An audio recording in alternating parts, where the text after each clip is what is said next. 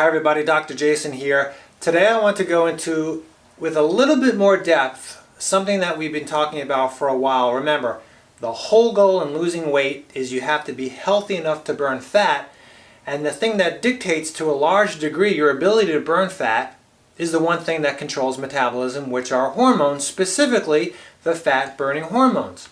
We've had videos in the past about that. We're going to talk about one in particular, which is considered the number one fat burner, and that is growth hormone, GH for short. Now, growth hormone is actually a hormone that's made in the brain, in the pituitary, and as a reminder, hormones are chemical messengers. They're made somewhere in the body, in a gland, like the pituitary, and then they have to travel through the blood. So by definition, they have to travel through the blood to affect another part of the body. What's interesting with growth hormone, and this is true for other of the fat-burning hormones as well, is even though they're made in the brain, they actually work through the liver. So you can be actually making and stimulating consciously, like we're teaching you how to do in these videos, by the way you eat, by the way you move, by the way you manage stress. But if fundamentally your liver is not well or needs some type of rejuvenation or enhancement or detoxification, then your results won't be as good as you think they should be, and it could be frustrating. So just keep in mind, again, liver health is king when it comes to overall health, but certainly when it comes to burning fat. So it's made in the brain, it works through the liver, and its goal is to burn fat. It is the number one hormone for lean muscle, and its job is to build and repair. So actually the creation and the repair of collagen for beautiful hair, skin, and nails. And that's why they call it the anti-aging hormone. So how can we trigger or maximize the number one fat-burning hormone?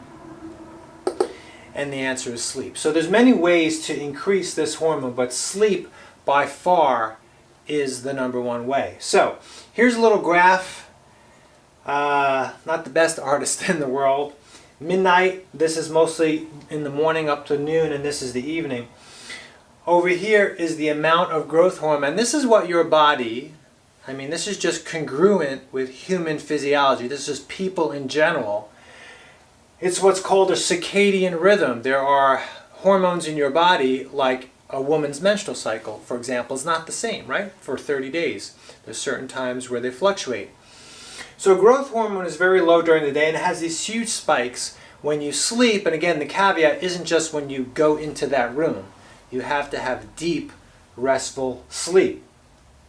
There are things that can definitely interfere with this, so it's not enough. For example, one bad habit people have is eating before going to bed. So why would this disrupt this natural circadian rhythm? Because eating spikes insulin, which is the opposite of a fat-burning hormone, as you already know from the other videos.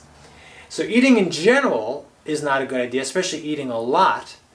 But specifically, it's eating the sugars. And this is what people do. They'll have a big glass of orange juice or apple juice or a piece of cake or even a glass of milk has lactose, which is a milk sugar. So they're about to burn fat and they completely nullify it. They squash that by eating something with sugar or drinking something with sugar. And when do people usually have wine, for example? Wine is a double whammy at night because A, it affects the liver, right, as an alcohol, and B, it spikes insulin, especially red wine or a sweet wine, something like that. Again, what you're doing there is increasing insulin, which is the opposite of a fat-burning hormone. So you decrease fat burning and you increase fat storage when you do that. There are some other things, for example, we've talked about in the past, how eating protein in general, good quality protein, but small amounts of the protein, will stimulate growth hormone, but sleep is your number one. And lastly, and we'll go into this in detail, we've talked about it, I'm going to make a video just about the perfect type of exercise, intense exercise for brief amounts of time. Most people believe they've been misled to think that the longer they exercise, the better. And really, the duration has very little to do with it. It's all about intensity, but the reason why we say brief is because on top of the intense exercise, which again, what's the whole role, is to increase the number one fat burner, growth hormone. On top of doing that, you must also then lower the stress hormone, cortisol. And if you're exercising too much, in other words, if you're not taking time to rest and recover, you will stimulate growth hormone.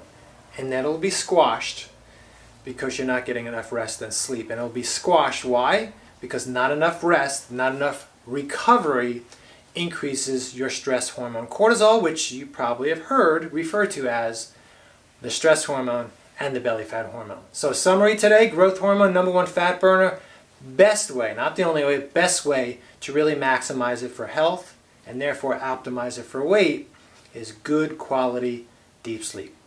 Hope that's helped. Bye-bye for now. Hey everyone, Dr. Jason again. If you're getting some value from these videos, especially if you're getting a lot of value, then please like this video, send it to people you care about, subscribe to our channel, and most importantly, if you have some comments, if there's things that you'd like to see me answer, some questions or some topics that you haven't seen before, it'd be my personal challenge to help you out. So please leave a comment below. Thank you and bye-bye for now.